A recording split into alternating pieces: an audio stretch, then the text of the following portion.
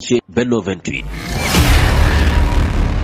Benno 28 ngeen mën ci am lépp lu soxal ay reportage émission documentaire publicité wala lépp lu ngeen daan déglu ci Benno FM ngeen mën ko am ci Benno 28. Abonnez-vous gratuitement sur votre chaîne YouTube Benno 28. ak Benno 28 di leen abonné saa su nekk ci suñu chaîne. jërë ngeen jëf mbokk yi ci ànd ngeen ànd ak seen chaîne bi di Benno 28 lëkkaloo ak seen rajo Benno FM 106.0 bis gi tey nag ñu nekk fii ci Touba Loyenne jàkkaarloo ak sang bu sell bi nga xamee ni yaakaar naa da ku ñu présenté ci réewum Sénégal muy doomi daara di ko xamee ni diine mooy li ko yitteel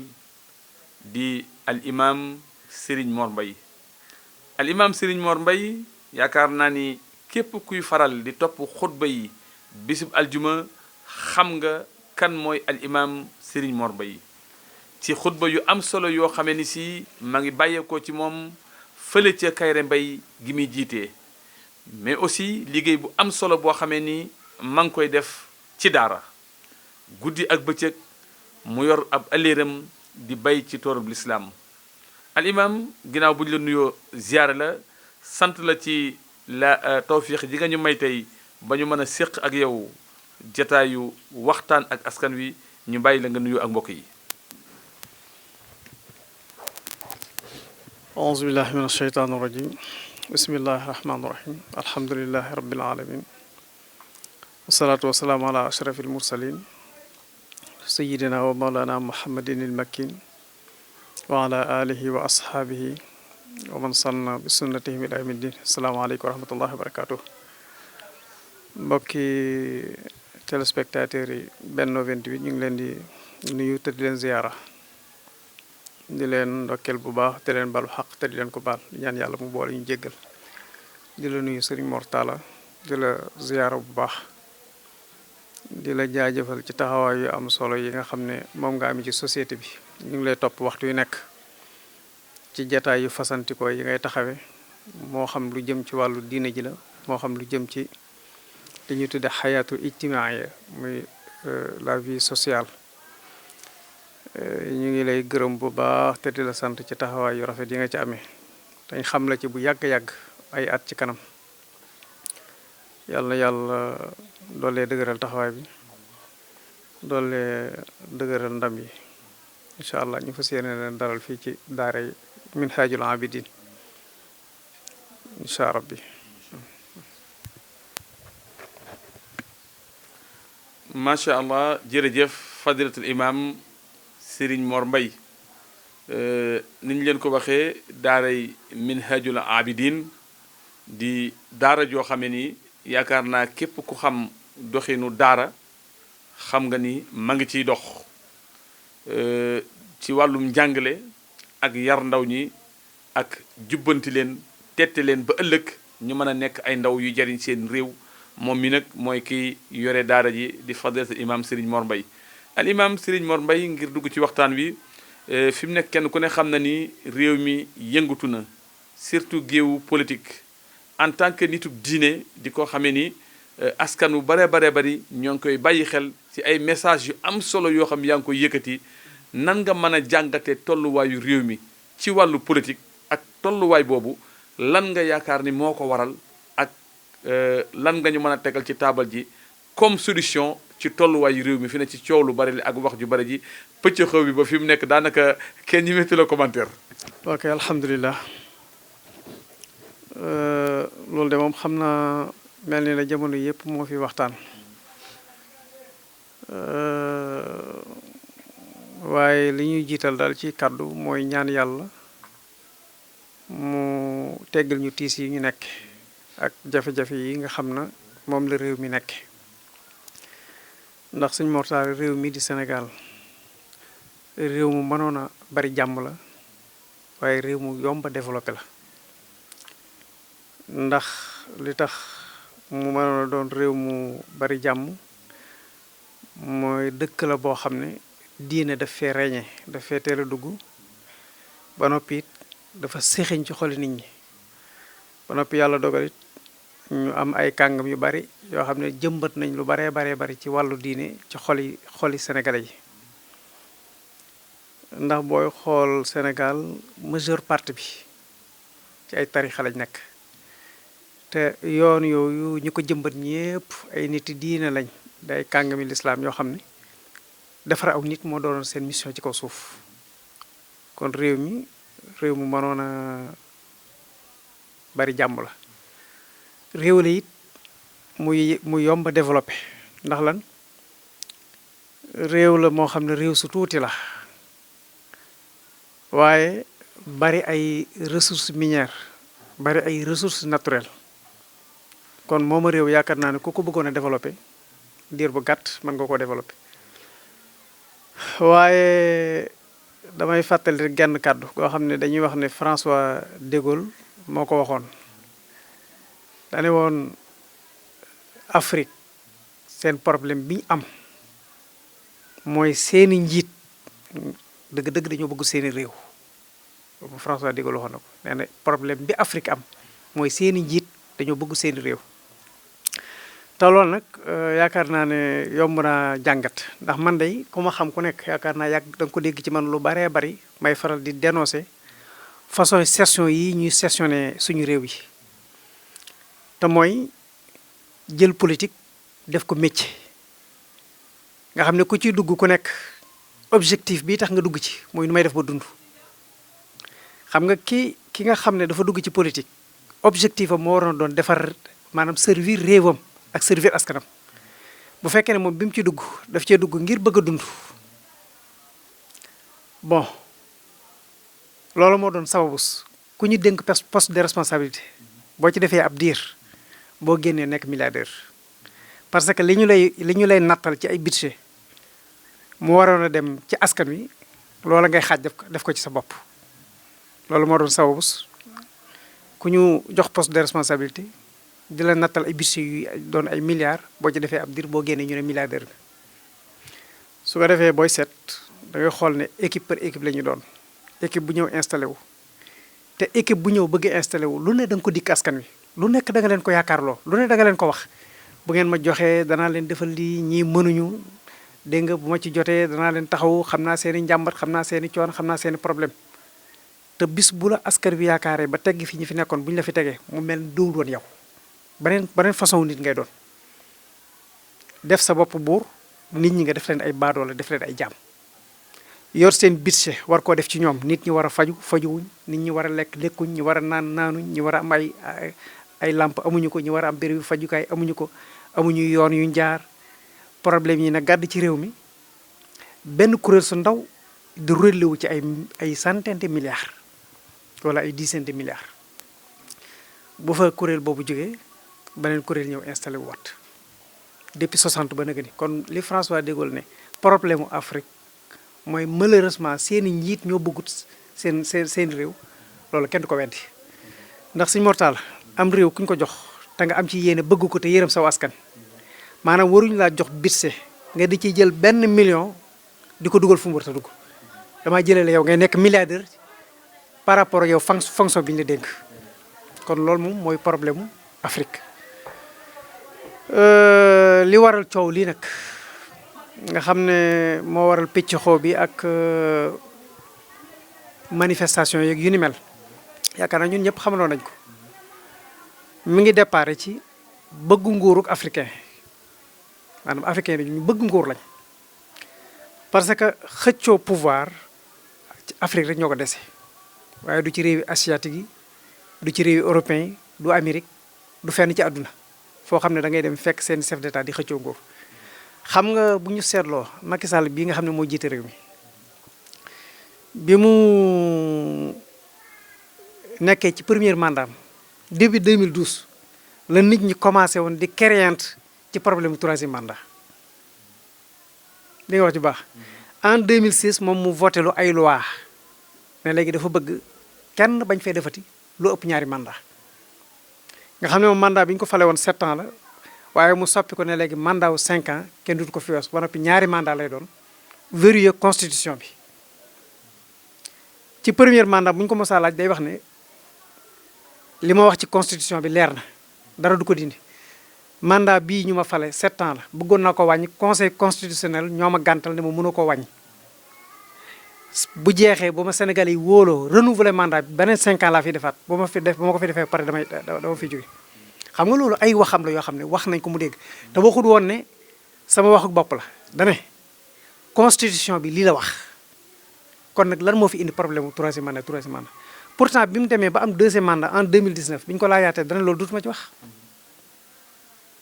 ñu dem ba diggante 2022 2023 ñëpp di wax ne moom est-ce que bëggut a def troisième mandat est-ce que bëggut a def troisième mandat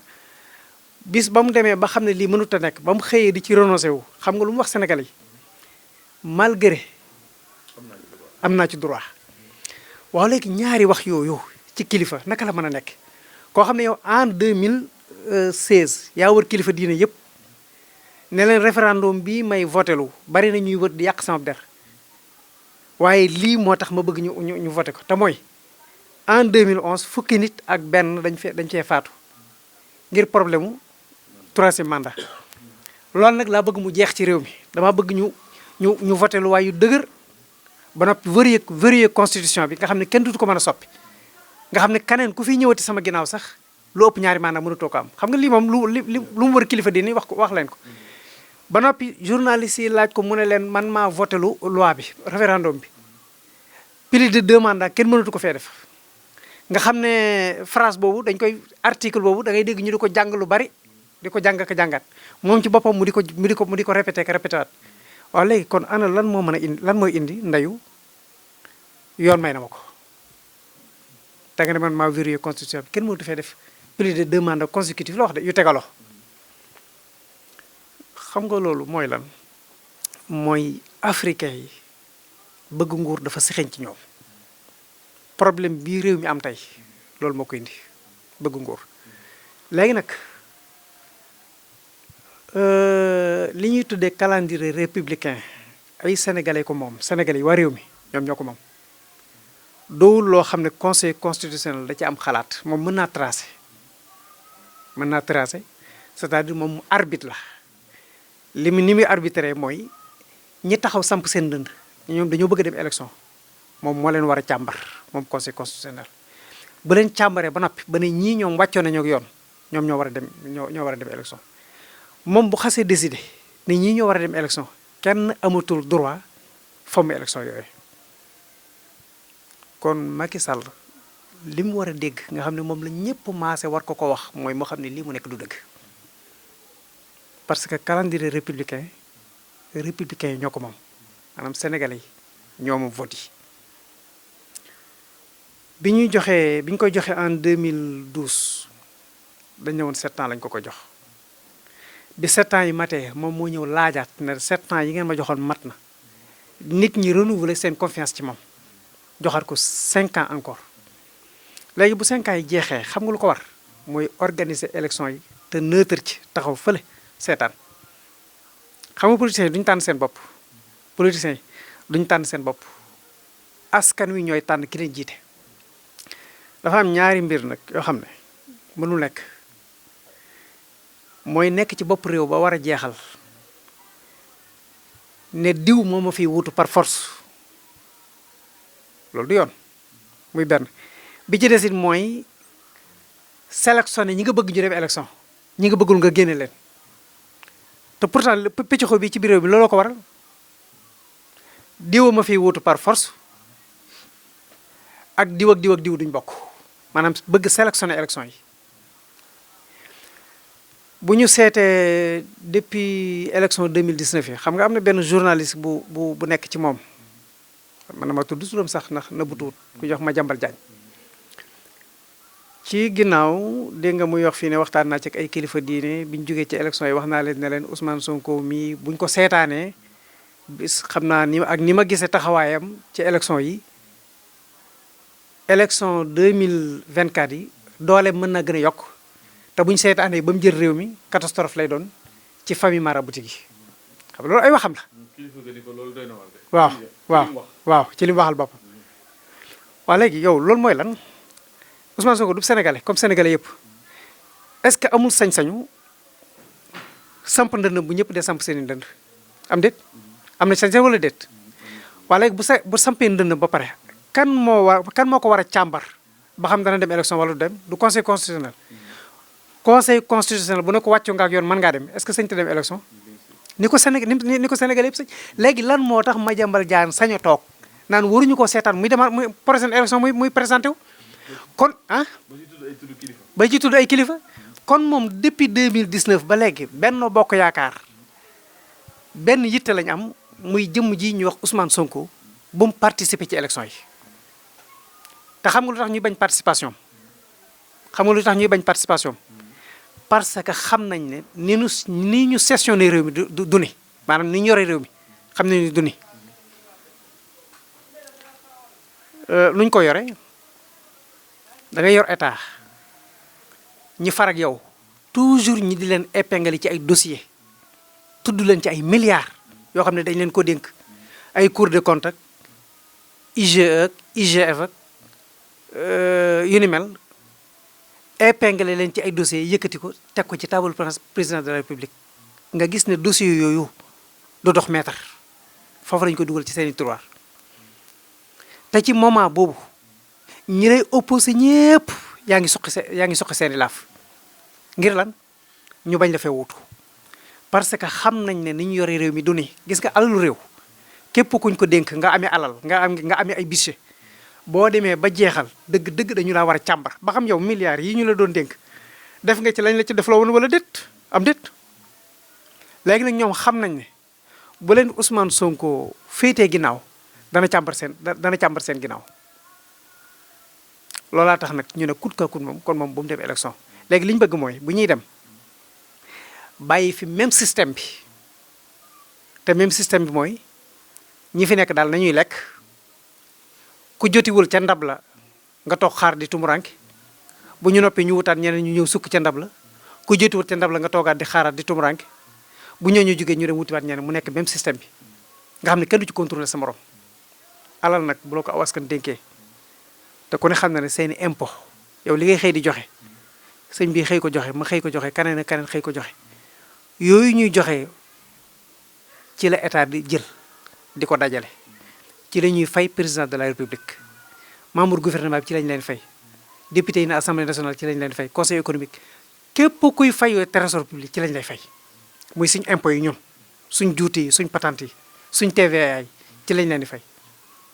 mais alal yooyu ñun war nañ ko dajale ba pare ñu war ko def ci suñuy soxla benn équipe jël ko di ko lekk ba noppi ñu ne waruñoo rendre compte askan wi loolu mënta nekk léegi nag kon depuis 2019 ba léegi benn problème la ñu am muy Ousmane Sonko bu mu leen fi wutu léegi nag réew ay élection dee su ko sélectionné élection la ñu wax dañoo war a bàyyi ku bëgg bokk-bokk ki nga xam ne mooy arbitre bi moom mooy tànn ñi war a dem te ñi war a dem li mu leen di tànn du ci coobare boppam moom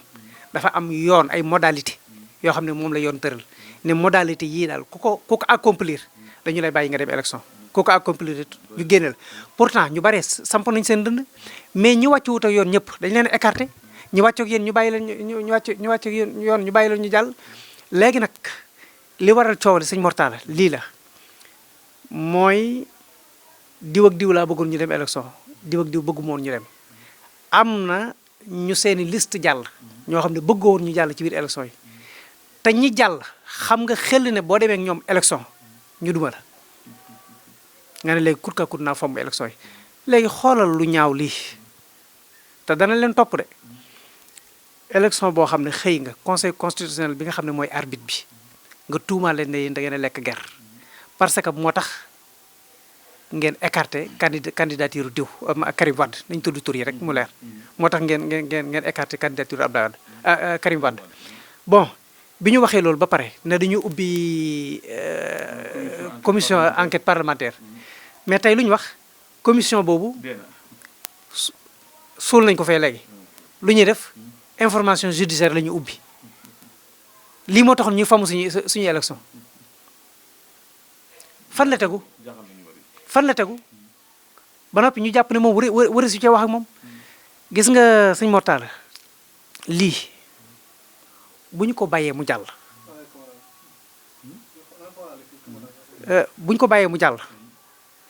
nañu jàpp ne ëllëg ku fi toog sañ ngaa def lu la neex moo tax li ñu war a def mooy taxaw exiger ko forcer ko mu organiser élection yi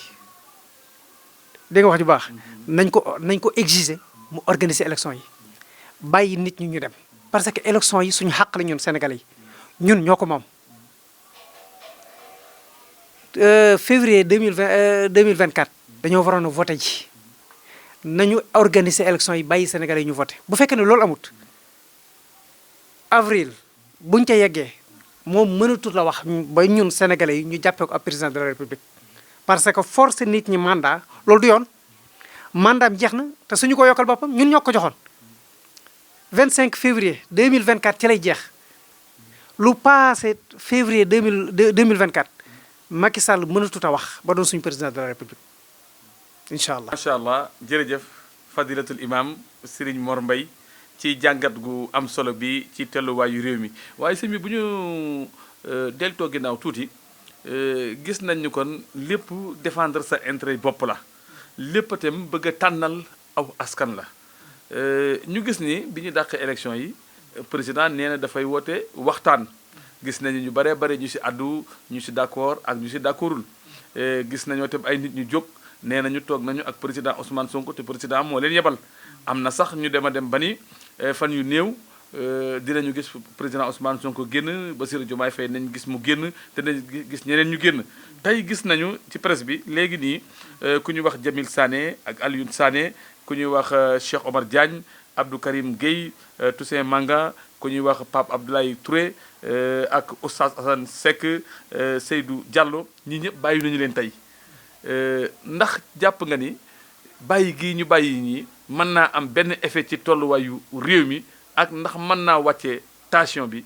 dialogue bi ñuy wootee tamit yow en tant que nitu diine donte que sax ñu baree bari yéen nit diine yi dañ leen di écarter ci géopolitique bu ñu waxee ñu ni waru leen ci wax xaw ma nag dañ leen a bëgg a défendre xaw ma dañ leen a bëgg a écarter mais en tout cas daal nit diine yi moom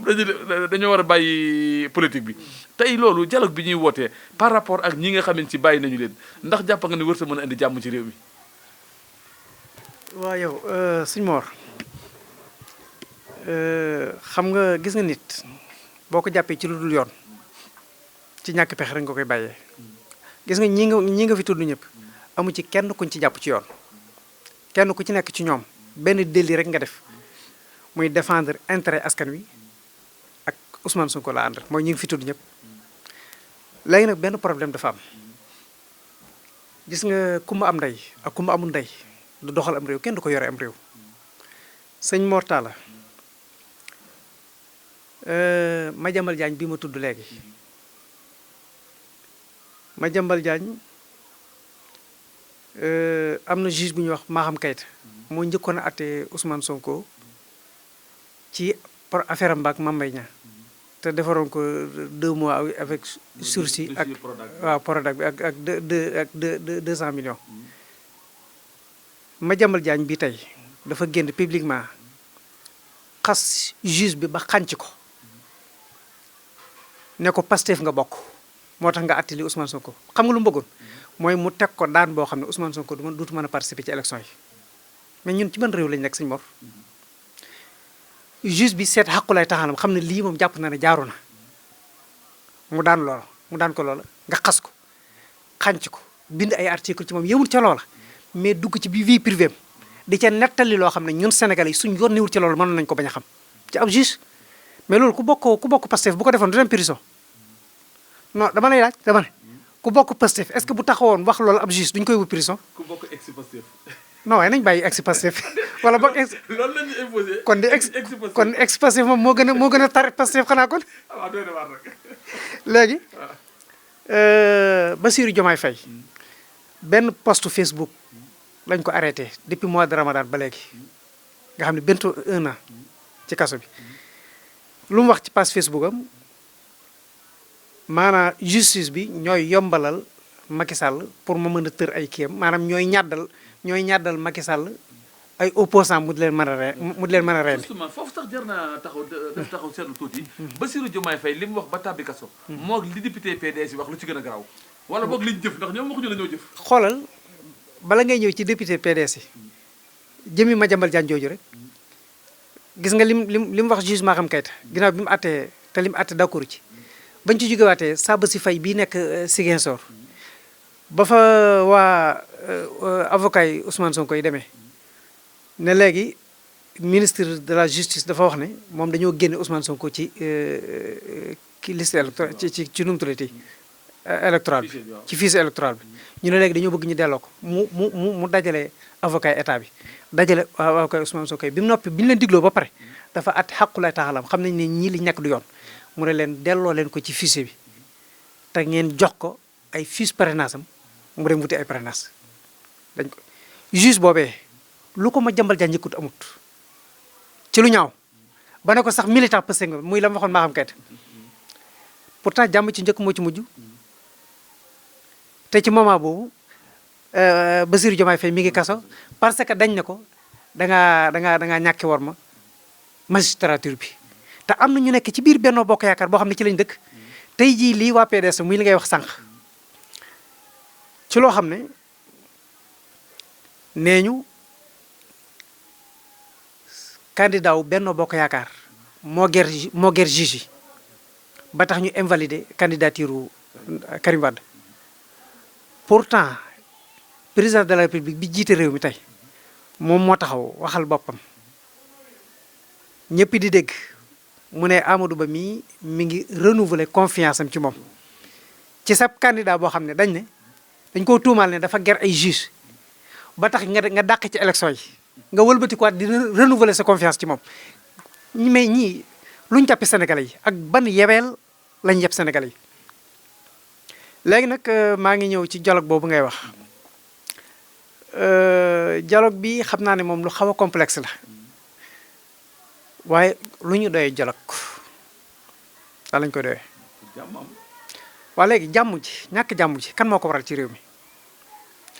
parce que lii may wax nii nañ ko bokk jàngat bon Ousmane Sonko xam nga dañ ne ko da ngaa diffamé Mame Mbaye Niang loolaa tax ñu génne ko ci élection yi ne mënta bokk mais est-ce que diffamation maanaam lu toll ni élection nga seppi ci benn leader boo xam ne majeure partie askan wi xam nga ne moom la ñu àndal moom ku xàmmee ku nekk xam nga ne majeure partie sénégalais yi Ousmane Sonko la ñu àndal mu war a dem ay élection nga écarté ko ci élection yi tegoo ko fenn fudul da ngaa diffamé diw maanaam da nga ne daal IGF da koo épinglé ci ab dossier nga génn ko est-ce que loolu lu jaaru la ku ne xam na ne tegul fenn du yoon léegi nag bi nga ko génnee moom mu tànn parce que xamoon na ne yow sa yitte yëpp mooy nga génne ko ci élection yi loolaa tax ci biir parti mu tànn ci ak ay alliés mu tànn ci ñoo xam ne dana leen yéen it dem leen ngeen wuti ay fiches parrainage ngeen di wuti ay parrainage su ko defee bu ñu ma écarté man kenn ci yéen mën a dem ñu mën ko jàppale. jàpp naa vidéo am yooyu nga xam ne enregistré woon na ko avant arrestation ginnaaw bi lañ ko génnewaat mu wane ne bu fekkee ne Bassirou Diomaye Faye jàll na nañu ànd nañ topp ci ginnaaw jàppale ko yaakaar naa vidéo yi ñëpp seetaan nañ ko. léegi nag comme gis nañ ne Ousmane Sonko joxe ne consigne de vote nee nañ jàppale Bassirou Diomaye Faye nga gis nit ñi sax slogan bi xam nga Sonko day bokk lañ daa wax bu njëkk léegi biñ ko kiyee ñu ne Diomaye mooy Sonko mooy Diomaye slogan boobu la xale yi mujj jël nit ñi nag tàmbali commencé di waajal campagne électorale bi nga xam ni yow boo demee ci campagne électorale yi ak nii situation yi demee doo ci génn parce que def nga say sondage xam nga li xew nga daal ne léegi damay dàq élection yi koy waxtaanal ban problème nga am ak nit ñi bay waxtaan ak ñoom xam nga boori mois de juin dafa dajale woon opposition bi société civile bi ñenn ci famille maraboutique yi ne dafa bëgg a dialogue bañ dialogoon xam nga dialogue boobu naa moo écarté Ousmane Sonko ci élection yi parce que Ousmane Sonko moom dane mënuñoo jàpp ay militants ay sympathisants dugal leen ci biir kaso yi ba noppi ne ko kay dialogue maanaam jël pistolet teg ci sama nopp ba noppi ne ma ñëwal dialogue du ma ko nangu xam nga moom looloo ko tee dem ci dialogue est-ce que booba sëñ Mortalla jàpp nga ne bu fekkoon ne état bi bëgg na Ousmane Sonko bokk ci dialogue da doon vider prison bi mu koy woo dialogue boobu Bassirou Diomaye Faye bii mi ngi woon ci biir kaso bi membre parti ñu baree bari ñi ngi ci biir kaso bi xale yu bari yi ànd ak moom ñi ngi ci biir kaso bi bu fekkoon ne daa vider kaso bi détenu politique yëpp mu génne leen bañ jeex bu nee Ousmane Sonko ñëwal ñu waxtaan kenn du ko bañ te bu boobaa bu Ousmane Sonko lankee askan wee koy obligé ci na ko demal nag waxtaan yi mais nag jàpp sa cadre parti cadre yëpp nga jàpp leen tëj kaso xale yëpp nga jàpp leen tëj kaso ba noppi ne ko ñëwal waxtaan léegi da nga koy santas Ousmane Sonko ne man santas bi du ma ko nangu looloo ko tee dem dialogue mu dajale dialogue boobu it moo dugal Karim Wade ci élection yi moo dugal Khalifa Sall ci élection yi léegi écarté nga Ousmane Sonko jël na benn problème na léegi na ma demal nga xam ne gars yi nee nañ léegi kon Diomaye mooy Sonko nga xam ne boo ci demee du satti nga ne léegi tas naa élection yi léegi nañu waxtaan bu ñu waxtaan fi ne lu ñuy wax suñu waxtaan lan la ñu war a wax loolu lay laaj lu ñuy waxtaane maanaam non yan problème la ñuy waxtaane ñu laaj ko politiciens yi rek. waaw bu fekkee ne bokk xam nga man maa ngi force sax ci wéewu bay ñuy wax ne léegi dañoo bëgg Ousmane Sonko bokk loolu maa ngi koy dégg ñu dañoo bëgg organiser élection yoo xam ne Ousmane Sonko da ci mën a bokk mais élection yii nii lan moo teewoon ñu bàyyi ko mu bokk ci parce que mu bokk en 2020 maanaam février 2024 ak mu bokk décembre 2024 ñoo yem Ousmane Sonko moom ku ko boole ci ay élection mu gañe ko waaw léegi nga bàyyi woon ko mu bokk ci février 2024 bii ak mu bokk ci décembre bi ban wuute la ñam bañ xamee ne lii la ñuy mujjee est-ce que mënuñu ko woon a bàyyi mu bokk ci su ko defee kon man damay jàpp ne dialogue boobu ñuy wax amul chance amaa nag détenu politique yi ñuy commencé ñi dañ leen bàyyi loolu man danaa ko rafetlu waaye du ma ko ci sant moom Macky Sall du ma ko ci sant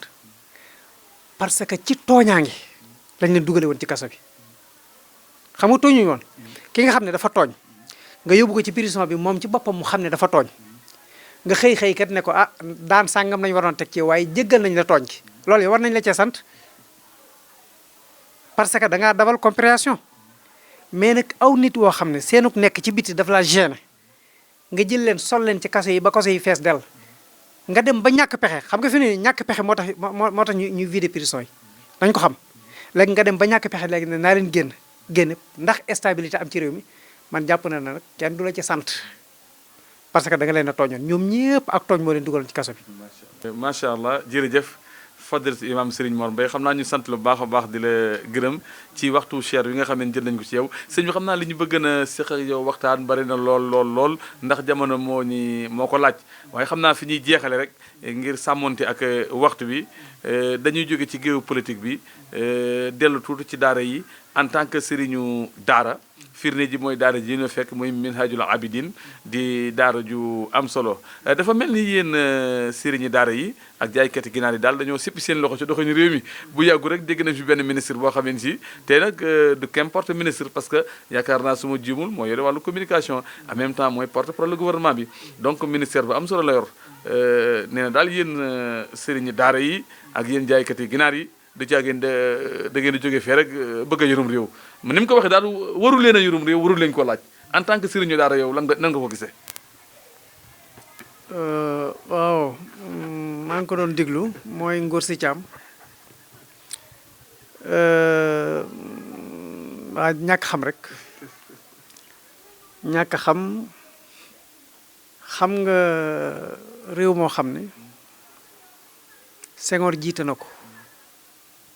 pendant 20 ans moom waxuma la anti tarixa mais anti islam la woon moom bokkutoon ci diine islam te pourtant day xalif généraux yi fi nekkoon yëpp dañu ko xajoo woon muy benn bi ko ñaareel Abdou Diouf moo fi wutu Senghor jiite na réew mi pendant 19 ans moom anti tarixa la woon kenn mënul na ci benn tarixa la bokkoon bu ñëwee ci Sëñ Blaat dana na ko yaay sama baay bu demee ci Alaaji Abdou Si dana na ko yaay sama baay bu demee ci Seydou Nourou Tall dana na ko yaay sama baay bu demee ci église ba noonu lay demee mais bokkul woon ci benn tarix kon kooku anti tarix kee anti islam la woon kii anti tarixa la woon te pourtant moom mi jiite na réew mi pendant 19 ans te Abdou Diouf mbooleem xalif seen réew yi mu fi nekkaloon ñëpp ko xajoo woon ñëpp ko doomoo woon bi mu fi jógee Abdoulaye Wade fi door a ñëw ne man murid la sëñ Saliou way sama sëriñ kon discrimination mësta am ci réew mi ci kan moo ko war a yor ak ko ko wërte yor loolu mosu fi am léegi ndax doomi daara donge daara yi war nañ koo yor wala ñu ko war a yoruñu ko yor waaye est-ce que mos nañu fee dénk donge daara kees mu sàcc ko mooy laaj pourtant fii ñi fi këppoo ay kees ñëpp ay cadre lañ moom mooy li muy tuddee cadre laa bëgg wax de xam nga dégg naa ko mu ne cadre yi nañ gën a dëggal seen bopp te taxaw laaj réew mi tañ bàyyee tañ écarté donga daara yi ak jaagete ganaar yi donga daaru yooyu muy wax ne nañ leen écarté ñoom dénk guñ leen ñu sàcc ko waaye ñi muy tudde ay cadre 2000 c'est-à-dire 1960 ba léegi ñooy sàcc alale askan wi ñu ci bari ci ñoom tey ji ay milliardaires lañ ñi muy tudde ay cadre ñi ci bari ay milliardaires lañ te alal yooyu ñor doonuñ ko ci bàyyi doonuñ ko ci yaay te liggéeyuñ ko yi nag ku ne xam na ne par rapport ak fonction yi ñu yoroon moo leen may milliards yi ñu yor mais kii ku mu yàpp ñi ngay tudde ay cadre ñooy sàcc si ñoom dong la ñuy épingler ci ay dossier